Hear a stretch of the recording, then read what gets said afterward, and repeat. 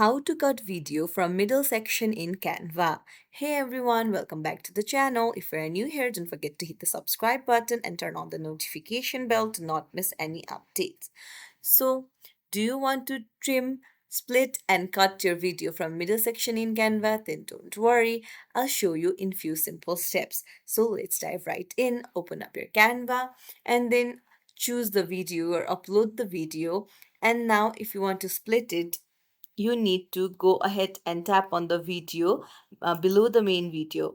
So you can see a black line appear. So place it at the point where you want to split the video, and then right click on your mouse and you'll be able to see split page. Go ahead and tap on it, and now you can see that the video has been split.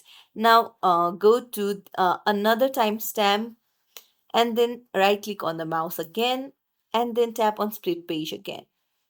Now you can see that the video has been divided into three parts.